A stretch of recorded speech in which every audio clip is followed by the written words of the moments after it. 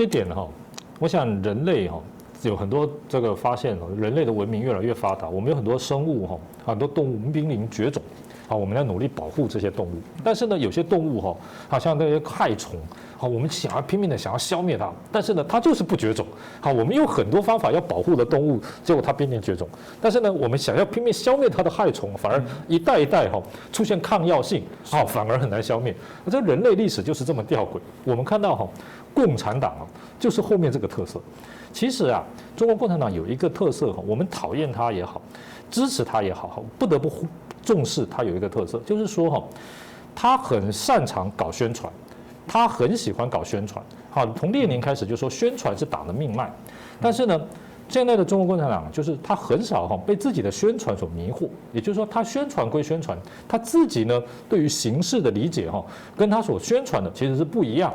也就是说啊，现在呢，他说建党100年，哦，这个海晏河清，好，国富民强，好，这个缔造了历史的高点，在政治、经济、军事、社会，好，各个方面呢都取得了巨大的成就。其实呢，他内心啊，好是非常清楚，好，这种一党专政，好，这种这个对这个社会主义所谓的这种坚持哈，其实时时刻刻都有可能遭到人民的挑战。所以呢，中国共产党其实哈花了非常大的心力哈，去研究苏联共产党为什么解体，苏联为什么解体，苏共为什么垮台。好，这些事情啊，从苏共垮台到现在20几年了，啊，这个已经快要30年了。啊，这个其实已经满30年了，他们是日以继夜哈，不眠不休哈，30年来始终如一日哈，非常努力的在研究。好，这个他派了很多人哈到俄罗斯去哈，好尽一切的力量哈去搜集好当时的这些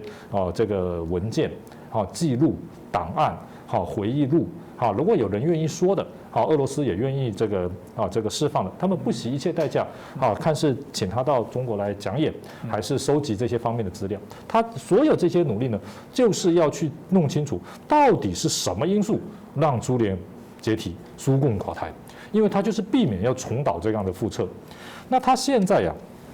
就发现苏共为什么会倒台，最大的问题，第一个经济没有搞好。好，所以呢，中国共产党呢用很多方法，好来这个让它的经济哈能够维持在一个这个至少是目前的这个水准。所以呢，这也就注定了它不会跟美国或西方国家真正的决裂，因为它需要贸易，它需要这个外来的这个经济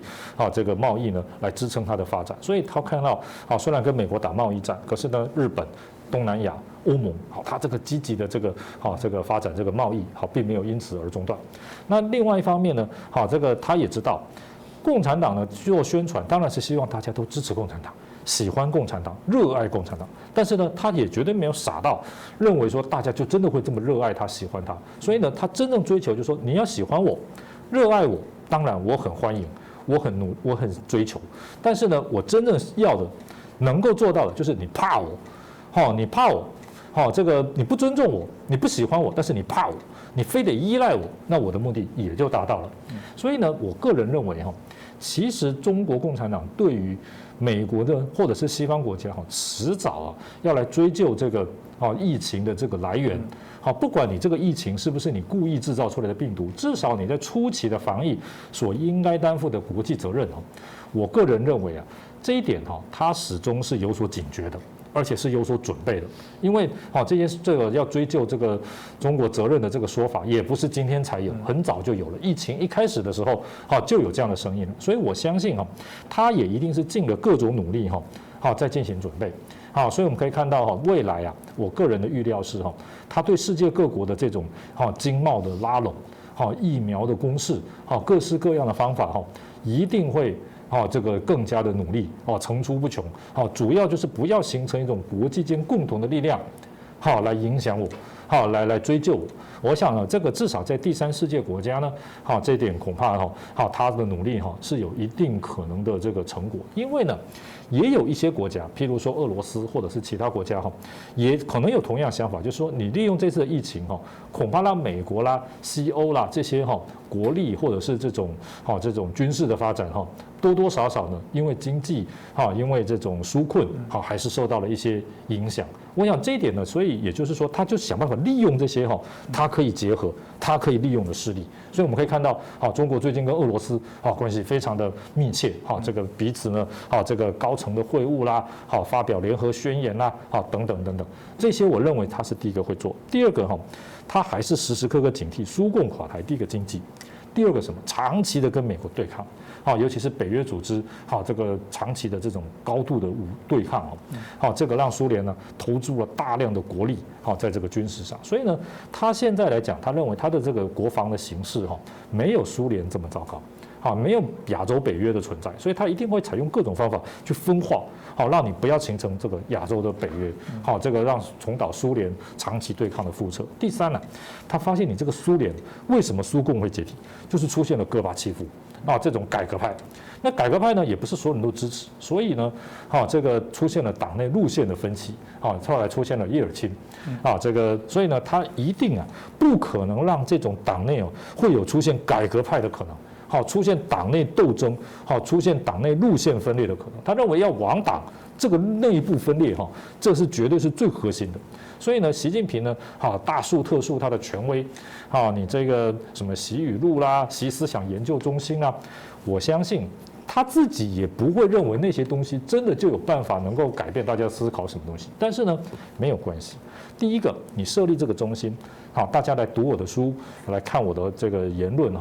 好，这个纵使你心里面怎么想没关系，你认真学习好，你就有奖，你就有福利，你就有好处，好，这就绑定一些这些这个为了利益的知识分子，好，或者是你不得已不合作。第二个就是从这些这个思想的这些教育啊、习语录啦这些中心你就可以用这个去检验党内的高层谁呀是这个靠过来的。好，谁是愿意听话的？不管你心里怎么想，然后如果呢你消极抗拒，好，还是说对这些东西呢阳奉阴违，那这个就是我清楚的对象。所以我们看到前不久习近平率领这个政治局常委委员这个一大群高干，这个都已经是党性，已经是可以说是还需要怀疑吗？他8000多万党员可以站在那个顶峰的人还要有一个集体宣誓的一个行为，表示说我不忘初心，牢记使命。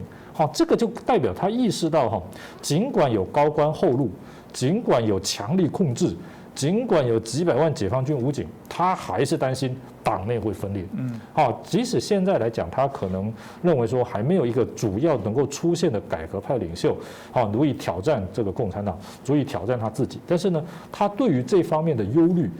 这个由于共产党对苏联、